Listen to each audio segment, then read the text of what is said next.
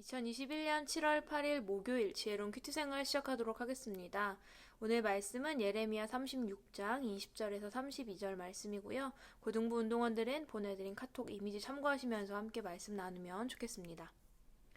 유다를 향한 하나님의 경고의 말씀을 들은 고관들은 하나님의 말씀이 적힌 두루마리를 여호야김 왕에게 가져갑니다. 왕은 자신을 비롯한 모든 신하들이 모인 곳에서 여후디에게 그 말씀을 읽게 하였습니다. 말씀을 들은 왕의 반응은 어떠했을까요? 백성들처럼 고관들처럼 그 말씀에 두려워하는 마음을 가졌을까요? 자신들의 모습을 뉘우치는 마음을 가졌을까요?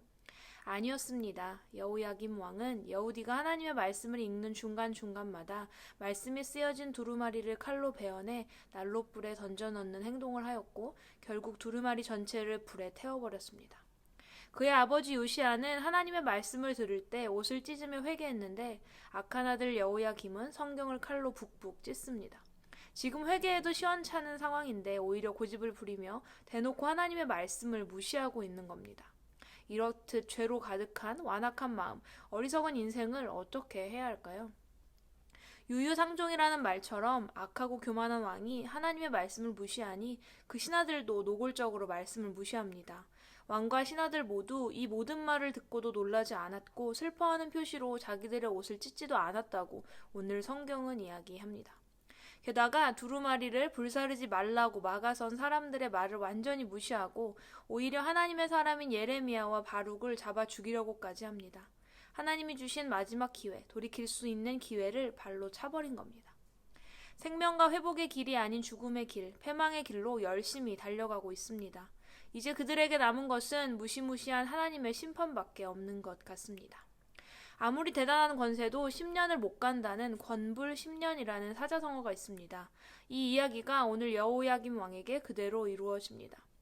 여호야김이 하나님의 말씀을 무시하고 성경을 불태우자 하나님은 예레미야에게 여호야김이 불태운 성경을 다시 기록하게 하십니다. 그리고 여호야김의 행동에 대해 말씀하시며 그의 자손이 왕위를 이어가지 못할 것이라는 말씀을 주십니다. 결국 이 말씀은 그대로 이루어져 주전 597년 그의 아들 여호야긴이 잠시 왕위를 물려받는 듯 했으나 석 달 만에 바벨론으로 끌려가게 되었고 여호야김의 형제 요시야의 셋째 아들인 시드기야가 이어서 왕이 되었지만 그것으로 마지막이었습니다. 한 치 앞도 내다보지 못하면서 아무것도 자신의 뜻대로 이루어낼 수 없으면서 하나님의 말씀을 무시한 결과였습니다.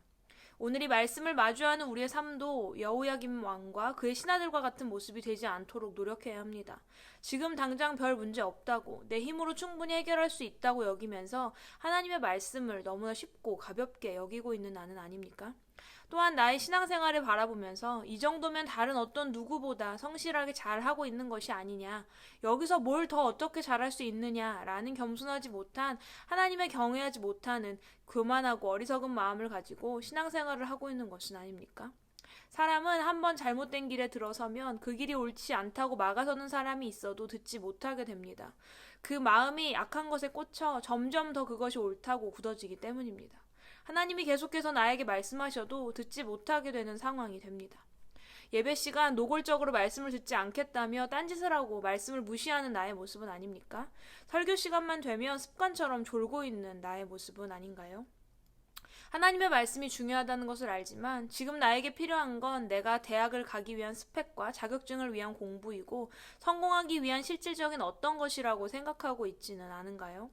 하나님의 백성, 하나님의 자녀에게 있어서 가장 필요한 것은 하나님의 말씀임을 기억합시다. 그 말씀을 통해 하나님은 우리를 인도하시고 도우십니다. 그렇기에 우리는 그 무엇보다 하나님의 말씀에 귀 기울이며 하나님의 일하심을 기대하고 바라야 합니다. 제발 하나님의 말씀을 소중하게 깊이 있게 여기지 못하는 여호야김 왕과 신하의 마음이 우리의 마음이 되지 않도록 우리는 늘 내 모습을 돌아보고 기도해야 합니다.